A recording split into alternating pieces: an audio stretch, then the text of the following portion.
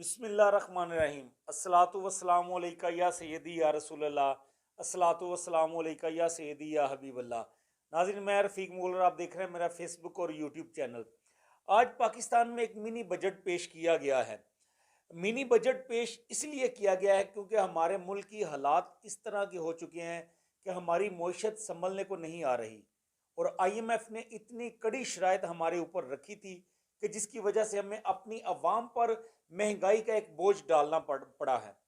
ये mini budget जो है वो 170 अरब रुपए का, कहने को तो ये है कि 170 अरब रुपए इजाफा किया गया है, मगर इस मिनी बजट से तमाम जितनी भी चीज़ें हैं पाकिस्तान में, जितनी भी प्रोडक्ट है, उनकी कीमतों में इजाफा होगा। हमारे वजीर ख़जाना ने तो ये कहा है कि लग्जरी आइटम जो है सिर्फ उन पर हम जो है वो कीमतें बढ़ा रहे हैं। सेल टैक्स में 17% की बजाय 18% जो है वो किया जा रहा है।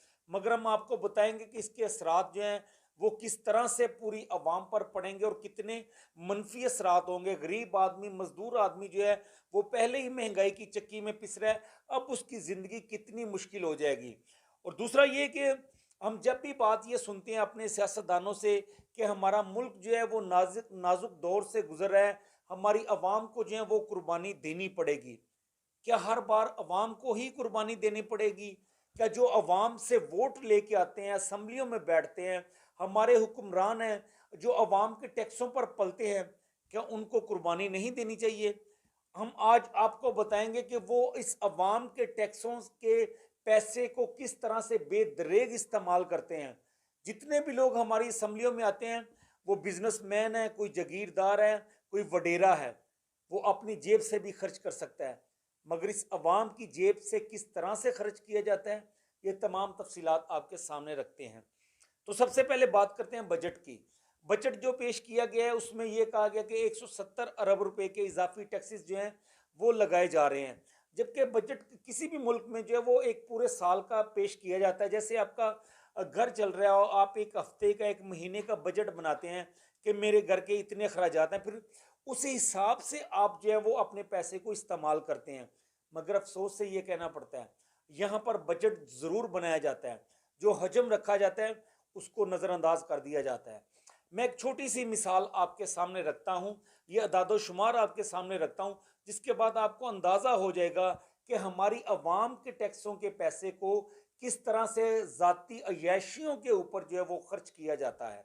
सबसे पहले मैं बात करता हूँ, जब इसहाक डार साहब वापस आए हैं पाकिस्तान में 4-5 साल की जिला वतनी, खुद साख्ता जिला वतनी काटने के बाद, तो उन्होंने ये बयान दिया था कि हम 200 रुपये से कम पर डॉलर जो है वो लेकर आएंगे, मगर आज डॉलर जो है वो 270 रुपये तक जो है वो ट्रेड कर रहा है।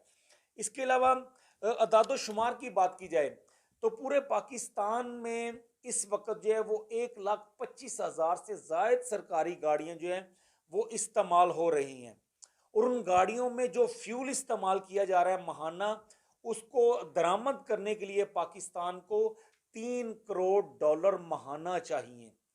अब सारी चीज़ें जो हैं वो आप सुनते जाइए और आप हैरान हो जाएंगे।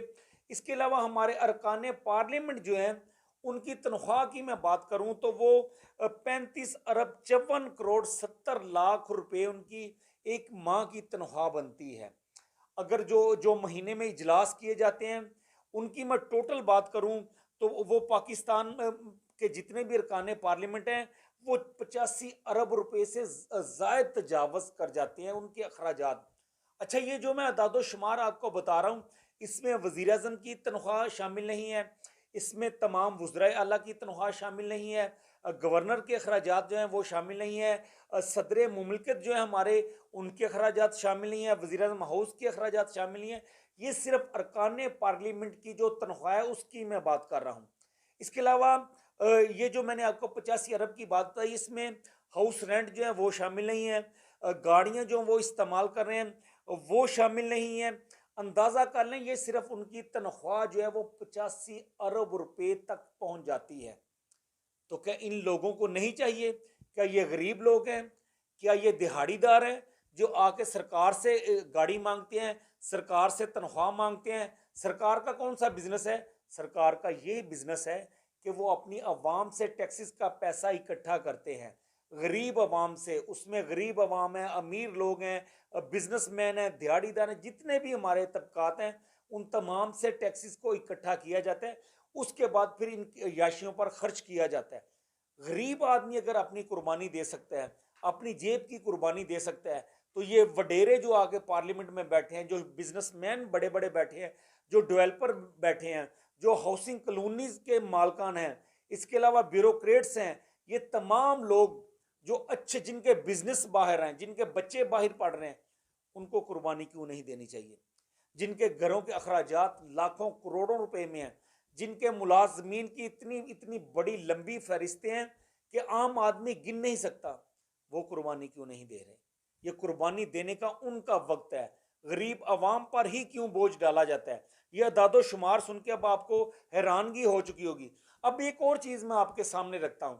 हमारे ओवरसीज, जिनकी बार बार पाकिस्तान तहरीक इंसाफ के चेयरमैन इमरान खान साहब जो बात करते हैं, ओवरसीज हमारे मुल्क का सबसे बड़ा सरमाया है। 2017 से लेकर 2022 के लास्ट तक हमारे ओवरसीज ने 145 अरब डॉलर पाकिस्तान को भिजवाए हैं।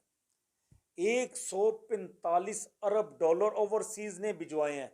और जो हमने कर्जा लिया है, जिसके लिए हमने मिन्नतें की हैं, जिसके लिए हमने अपनी खुददारी बेच दी है, जिसके लिए हमने अपने बहुत सारे ऐसे इदारे हैं जिनको गिरवी रख दिया गया है, आप अंदाजा करें कि मैं आपको बताता हूं कि वो क्या दादोशुमार है जो हमने ये 5 साल में जो कर्ज लिया है। सबसे पहले मैं बात करता हूं कि सऊदी अरब ने हमें इन 5 सालों में 10 अरब डॉलर जो है वो कर्ज दिया है। इसके अलावा 4.5 अरब रुपए जो है ये IMF ने हमें कर्ज दिया है।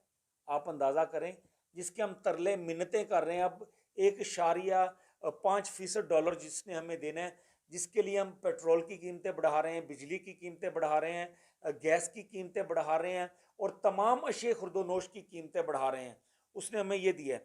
इसके अलावा चाइना ने 4.2 अरब डॉलर जो है वो हमें दिए हैं। इसके अलावा 80 करोड़ डॉलर जो है ये अमेरिका ने हमें दिए हैं। ये टोटल कुल मिलाकर मजमूई तौर पर 20 अरब डॉलर बनते हैं जो हमें कर्ज हमने लिया है। लेकिन हमारे ओवरसीज ने हमें 145 अरब डॉलर भिजवाए हैं। आप अंदाज़ा करें, अगर हम अपने ओवरसीज को इज्जत दें, उनको एहतराम दें, उनकी ज़मीनों से कब्जे छुड़वाए जाएं, जिस तरह उनकी ज़मीनों पर कब्जे किए जाते हैं, जिस तरह वो पाकिस्तान में पैसे बेचते हैं, उनके पैसों को लूटा जाता है, उनके साथ नाइंसाफ़ी की जाती है, अगर उनके साथ इंसाफ बरता जाए तो वो अंदाज़ा करें तो फिर किस हद तक वो पाकिस्तान को पैसा भिजवाएंगे। क्या पाकिस्तान को किसी के आगे हाथ फैलाने की ज़रूरत पड़ेगी? बिल्कुल नहीं पड़ेगी। अब ये जो मिनी बजट का ड्रामा रचाया जा रहा है, ये कहा जा रहा है कि लग्जरी आइटम पर हम रेट्स जो हैं वो बढ़ा रहे हैं, उन पर टैक्सेस लगा रहे हैं। नाज़रीन, जब एक लग्जरी आइटम, एक आप गाड़ी की मिसाल ले रहे हैं, जब गाड़ी पर टैक्स लगाया जाएगा तो गाड़ी का जो फैक्ट्री मालिक है वो यकीनन वो तमाम अपनी प्रोडक्ट को वो महंगा करेगा, मजदूर की तनख्वाह पर उसका असर पड़ेगा।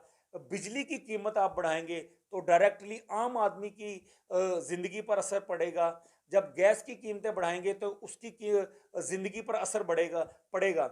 ये तमाम ज़रूरत ज़िंदगी की जितनी भी अशिया खुर्दोनोश हैं, तमाम चीज़ें महंगी हो जाएंगी। ये कहने को नहीं है। अगर आप कहते हैं कि हम दूध पर टैक्स लगा रहे हैं, तो क्या दूध बेचने वाले को चारा सस्ता मिलेगा?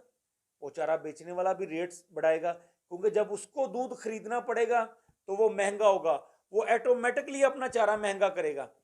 क्या जब बिजली के रेट्स आप बढ़ाएंगे तो जो फैक्ट्री मालिक प्रोडक्ट बना रहा है वो प्रोडक्ट पर तमाम अपने अखराजात नहीं डालेगा? वो चीज़ें बढ़ जाएंगी। वो जब चीज़ें आप परचेज करेंगे मार्केट से, वो महंगी मिलेंगी, तो हर आदमी की ज़िंदगी इससे अफेक्टेड होगी, हर आदमी इससे मुतासिर होगा। ये तमाम चीज़ें हमारे पाकिस्तान में वो महंगी हो रही हैं और आने वाले दिनों में आप देखेंगे किस तरह महंगाई का तूफान होगा और गरीब आदमी बेचारा किस तरह से परेशान होगा। नाज़रीन, ये बजट की बात थी। इसके अलावा इमरान खान साहब की आज जो एक उन्होंने उन पर केस किया गया था, इलेक्शन कमीशन की जानिब से जब फैसला आया था तो उनकी पार्टी के लोगों ने एहतजाज किया था, जलाओ गिराव किया था, रोड्स बंद किए थे। उस पर इमरान खान साहब के खिलाफ दहशतगर्दी की एक्ट के तहत मुकदमा दर्ज किया गया था। लेकिन 4.5 माह से ज़ायद, 5 माह से ज़ायद ये वक्त गुजर चुका है। इमरान खान साहब क्योंकि गोलियां लगने की वजह से ज़ख्मी थे, वो अदालत में पेश नहीं हो सके, तो आज उनकी अबूरी ज़मानत जो है वो अदम पेशी के बायस से उसको खारिज कर दिया गया।